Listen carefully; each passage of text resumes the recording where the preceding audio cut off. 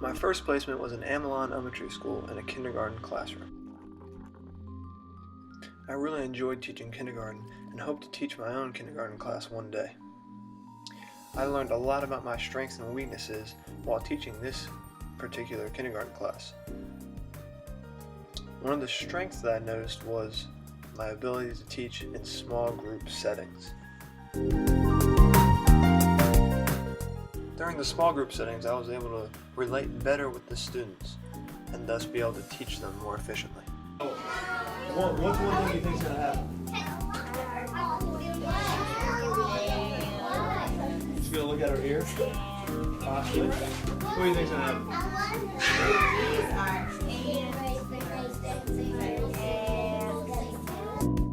I also felt as if it was easier to control the students' behavior and keep them on task and focused.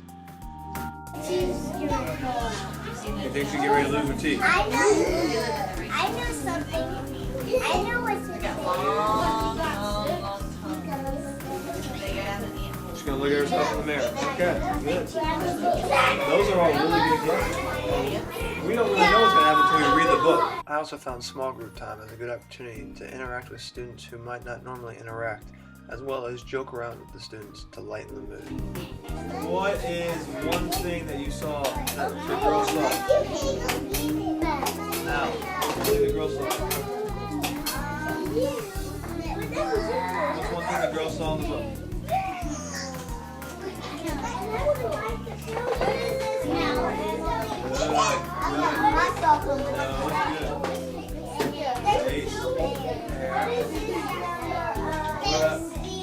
Yep, she saw her whole face. Good. I like that shirt. You want to trade shirts at the end of the day? Okay. No, we gotta wait till the end of the day. There's no shirt trades at the end of the day. Okay. One area I feel I greatly improved in was my large group teaching. What is that called?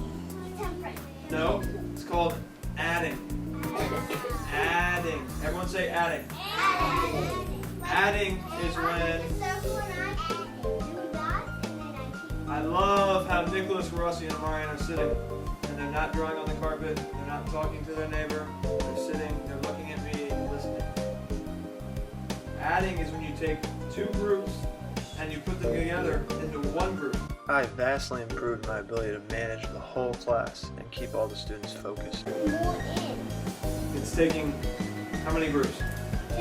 Two groups, and doing what with them? Put them together. To make? No, to make one group. Thank you, Cameron, to make one group. So two groups into one group.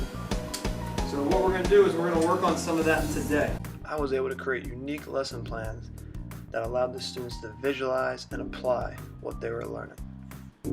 One at a time, I'm going to call you guys up here to be up here with me, okay? And then we're going to go through and we're going to work on adding together. Everyone got it? Quentin, come up here, buddy. Come stand next to me. So how this is going to work is I'm going to say a number. And I want you to go count that many of our friends off and have them stand on this side, okay? So I want 3 friends to stand over here. Can you go get 3 friends to stand over here? Good. Now you 3 come stand right over here. Now Quentin, I want you to get... Using the giant 10 frame, I was able to get the students involved, being counters as well as teachers, thus making their learning a visual and written learning. Alright, you 4 come stand over here. What? Right, screw up. Alright, so Quentin, how many are in this group over here? And how many are in this group? Okay. So we have 3 plus 4, right? Because we have one group that's 3, and we have one group that's 4, correct, Quentin? Alright, I want you to take each friend and tell them which spot to stand at.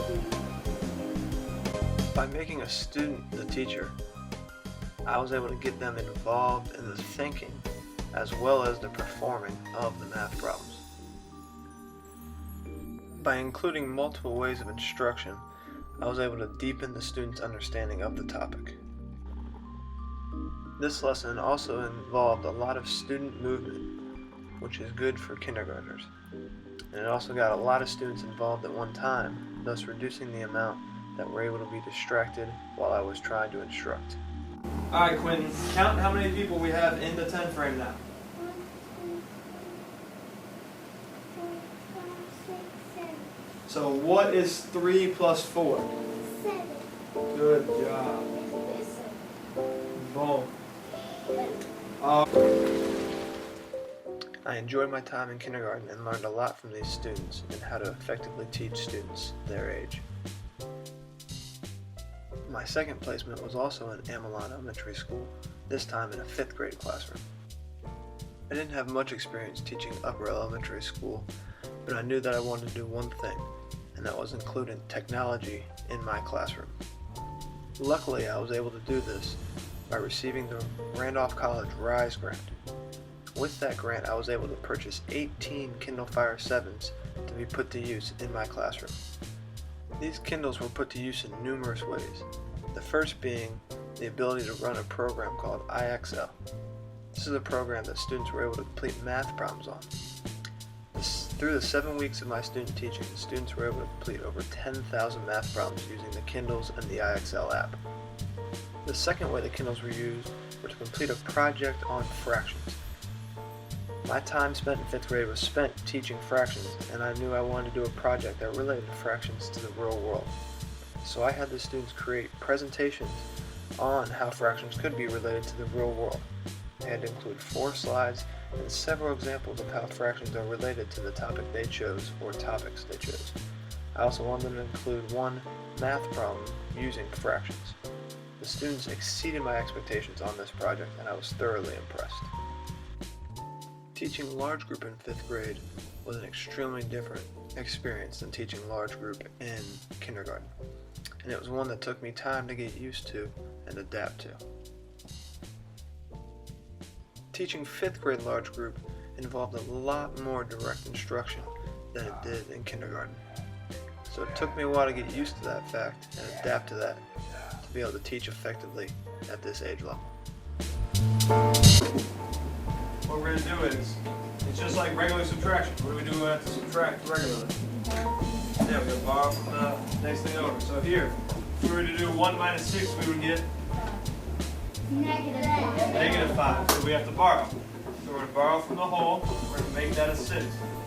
The whole we're pulling out, we are going to make as 8 over 8.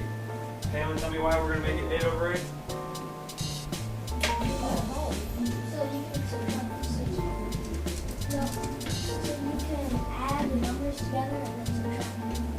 I chose 8 because it was the common denominator. And when I pull out a whole number, I can make this anything I want. So say this was a 7. I would make my fraction 7 over 7. Because what's 7 divided by 7? 41. 1. 8 divided by 8? 4 divided by 4? 20 divided by 20? 100 divided by 100? During my direct instruction, I frequently asked the students questions to gauge their understanding as I went along, stopping whenever I noticed students didn't understand what I was doing to show more examples and to further explain.